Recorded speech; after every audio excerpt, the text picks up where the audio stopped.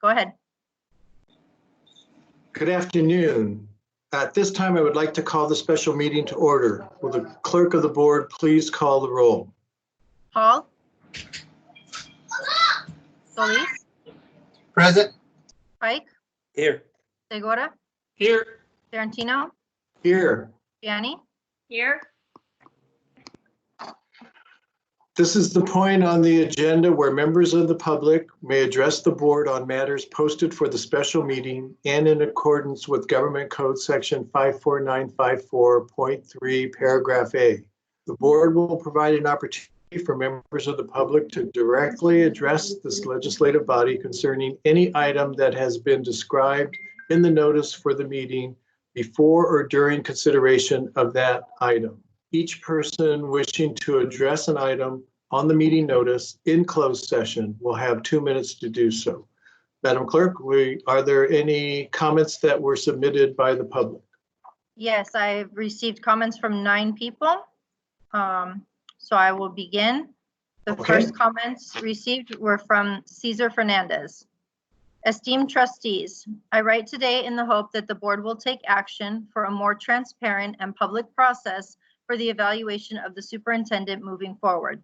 As a public employee, I know all too well that certain aspects of personnel must remain private and handled in closed session, but I hope we can all realize that some information can and should be made public. The Sweetwater community has gone through many different superintendents, for better and much worse, with very little public information around the evaluation of the superintendent. It has been common practice in San Diego Unified for a board designee to provide the public with a report on the evaluation of their superintendent in regards to LCAP goals and the financial state of the district. I ask that SUHSD do the same, as well as not vote on any extension until such process is established. I also ask that the Board of Trustees commit to a self-evaluation that occurs on the same timeline as that of the superintendent with similar goals in mind. This is what the Sweetwater community needs to heal and move forward.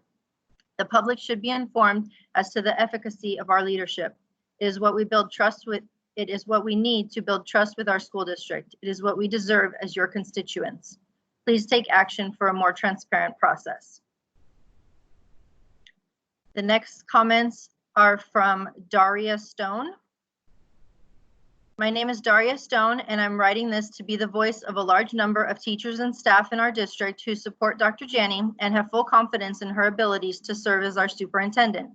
I only became aware of this meeting and evaluation through an email from my union with a call to action, encouraging us to write to board members about this evaluation and even giving us the words to use as we negatively judge Dr. Janney based on events over the past year.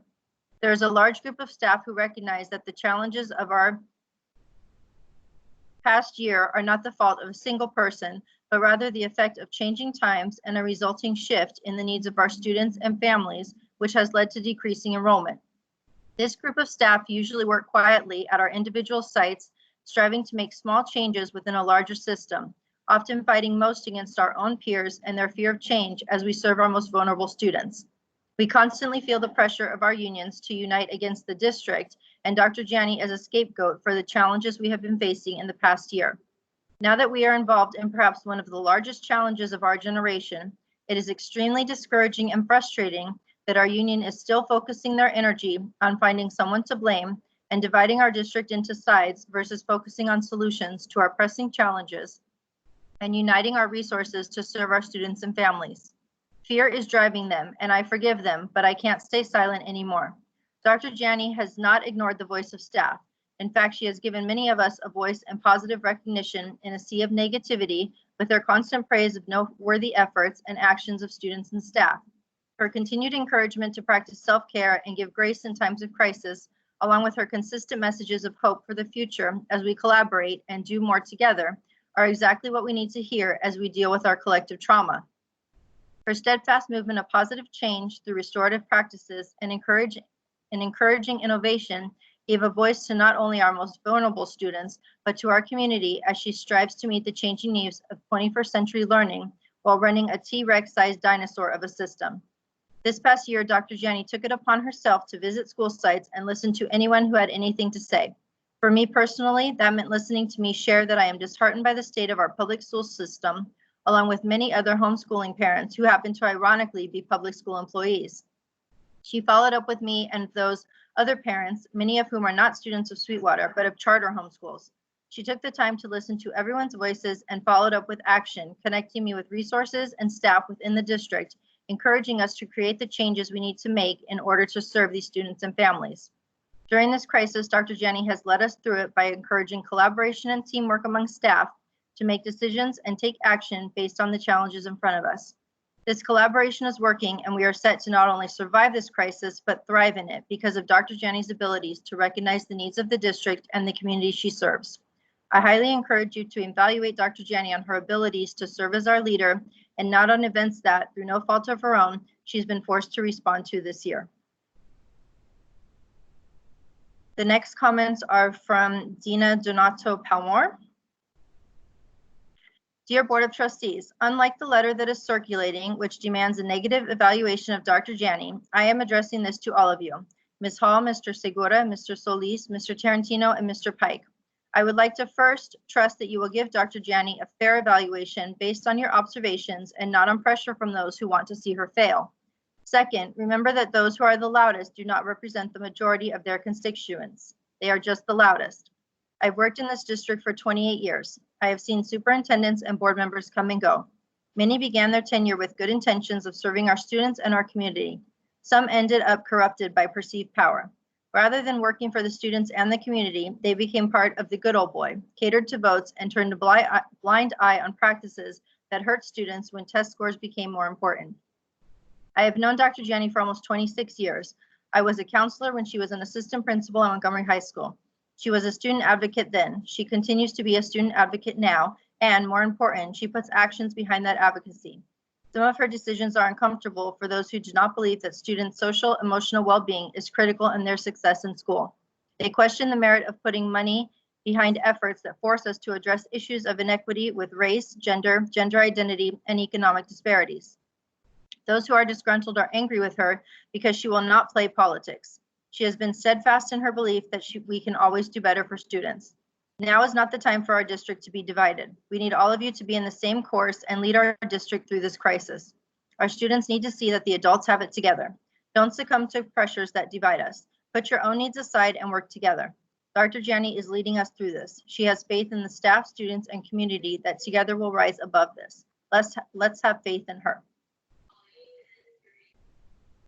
The next comments are from Julie Walker. Board President Tarantino and members of the board. I emailed you earlier this week asking about the goals and success indicators that you will be using to evaluate the superintendent. I am interested in what the focus of the board is when assessing whether an administrator is doing their job well. I am evaluated as a teacher on well-established goals and criteria. What are the criteria for the superintendent?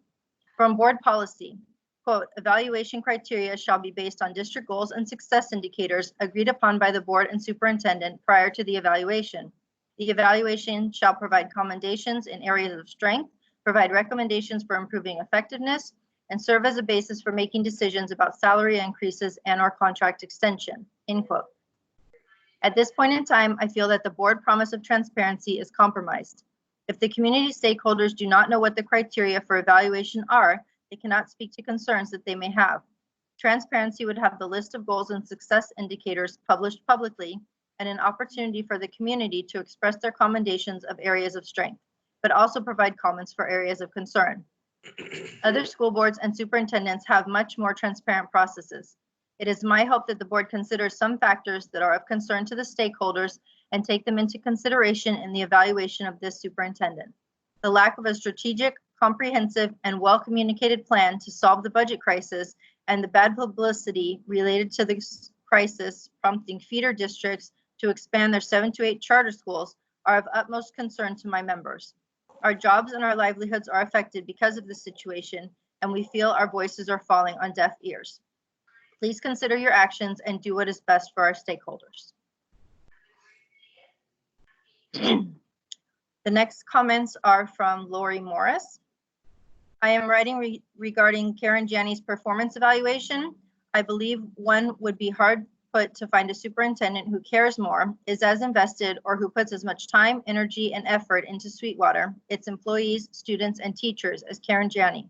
Not so long ago, the district was in disarray due to the corruption and self-serving actions of its leaders. Karen has strived to raise teacher morale and student performance throughout Sweetwater and has provided exceptional leadership during the COVID-19 pandemic. Lasting and meaningful improvement takes hard work, time, and consistency. Especially at this moment in history, the forces of Sweetwater should be pulling together to do what is best for our students, teachers, and employees. It's simple. Karen Janney is what's best. The next comments are from Sally Smith. The board is being urged to vote to release Superintendent Karen Janney. I'd like to encourage the board to also look at other cabinet members, as she didn't create this situation alone. Please review the audio when Assistant Superintendent of Facilities, Moises Aguirre, was hired. The public informed the board that he wasn't qualified for the position. Also, General Counsel Carbuccia was hired at the same time, and she also did not meet the minimum qualifications on the job description. How many other unqualified people have been hired? Why does Human Resources lower the qualifications on job descriptions, such as the internal auditor position, when FCMAT encourages the hiring of certified auditors? The next comments are from Tom Leet. An organization is like a topiary. If it is well managed by a leader with vision, it grows into a discernible form that functions well. When poorly managed, it grows into a tangled thicket. When times are lean and the topiary must be trimmed, the leader will actively trim it with purpose so that the result is still a functioning unit. During this budget crisis, Dr. Janney's management style has been passive. She waits for parts of the bush to die, then cuts them off afterwards. Her motto is cut positions, not people. The public has seen no evidence of Dr. Janney choosing to trim the district's personnel. She has only cut things after people leave of their own volition. The result must be a tangled thicket. Because of this, next week you are going to vote to lay off 40 teachers. This is in excess of what you need to remove due to declining enrollment. So this represents a cutting of a live part of the topiary. Later this month, you will decide whether to lay off over 160 more teachers, all because you need to solve a budget shortfall, not because you don't need them. Was this Dr. Janney's plan? Is this where her leadership chose to take us? I am not privy to your private counsels, but I am privy to those of the Sweetwater Education Association. And the overriding impression of your bargaining team is how shocked we are at how unprepared they have been to bargain. They do not appear to be unified. The failure to reach an agreement on furlough days is a direct result of this. Was this Dr. Janney's plan, or is this just bad management? When you are done, will this district be in the shape of the topiary you want, or will it just be a mess? If laying off 180 plus teachers beyond the needs of declining enrollment was the plan all along, then give Dr. Janney an excellent review. If it wasn't the plan, then this result is a failure. Thank you for your time. The next comments are from Yanira, I lost her name, Bolanos. Dear board members, I am writing to you in regards to the evaluation of Superintendent Dr. Karen Janney. As a stakeholder in Sweetwater, I respectfully request that as you evaluate Dr. Janney, you take into consideration every struggle the district is facing. I admire Dr. Janney. If I were in her position, I would have walked away years ago. She is a person of integrity, as you well know. It boggles me that some members of my union have forgotten we chose Dr. Janney to be our guide, the same way we chose you all to serve on our board. Their anger seems to be misguided, and it is unclear to me what they expect, considering the circumstances we were in when you were elected and she was hired. Now we are turning our backs on her, the person that has given us so much through the years, the one person that is not running, abandoning ship, the one person that has faced and taken responsibility, even for things that happened before her term. Is this the right time to be attacking our superintendent in the midst of a pandemic? We teachers needed support and understanding to make our jobs easier from home, and we got it. No questions asked. You, the board, and Dr. Janney gave us a supportive and caring MOU for which my colleagues and I are grateful. To what extent has Dr. Janney received the same support we have been given? We do not believe that attacking and scapegoating Dr. Janney is appropriate. We do not need one more negative incident. We all need time to get through this pandemic. You and Dr. Janney need time to make things right in our district. Give us all the time we need instead of rushing this process to satisfy people who have hidden agendas. It is up to you how you want to be remembered from this day on. Thank you for your consideration. And that one's signed by Yanira Bolanos, Raymond Ziegler, and Marty Welch. And the final comments are from Kathleen Cheers. Good evening. I would like to begin with acknowledging the efforts of the entire Sweetwater family during these tumultuous times. I am cognizant of the contractual legal requirements of Superintendent Gianni's evaluation. This evaluation should be used as a constructive tool with an ultimate goal of building on Dr. Gianni's strengths and offering constructive criticism in tandem with suggestions, recommendations on how to improve areas of need. To the board, respectfully, I question how did news of tonight's meeting leak out of closed session last week? To SEA, I respectfully ask, why did you feel the need to draft a template for your members to submit identifying areas of concern? Do you not trust the intelligence of each of your members as individuals? When did SEA take on a mob mentality versus the intelligent professional organization I have long respected? Why the secret meetings with trustees and others? There are no secret meetings in this community. Why was this template letter addressed to certain trustees only, with a caveat disrespecting 2 of our elected trustees? To the superintendent, I would like to see a better working relationship with the county. And while I am cognizant the board as a whole just a few months ago shared your concerns, for the good of the students, a way must be found. I would also like to share a need for better leadership within the district. In my opinion, certain district employees fall short. Open communication and a continuous dialogue with all partners. Case in point, potential new rifts. To the board, it is time to forge an alliance of a stronger team. Not saying you have to agree, but where there is compromise, there is growth. Our community is growing weary of the Hatfields and McCoy mentality, the behind-the-scenes schemes. You were voted in to provide a quality education for all of our students. If you have something to say, say it. To look at your votes, one would never know you had issues with current decision-making. You are an intelligent group with productive ideas when you work together. Right now, some might mistake the group for high school cliques. The last thing we need is more chaos. You are a dais of intelligent persons. You swore to serve to protect our students, your students. Please focus on that. I'm sorry. It is time for all of you to roll up your sleeves and work together for the good of the students. This community simply cannot bear more controversy or dysfunction. Our students need you working together. Please let this be the dawn of a new beginning. Thank you for your time. Stay safe, stay healthy. We need you. There are no further comments.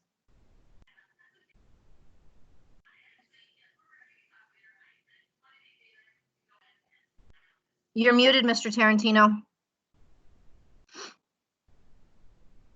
Thank you. You're welcome. Sorry. If there are no further communications, I will recess the meeting for consideration of the following closed session item as posted on the meeting notice. Public Employee Performance Evaluation, Government Code Section 54957, Superintendent. Okay, we'll recess and get back in closed session. All right. Thank you.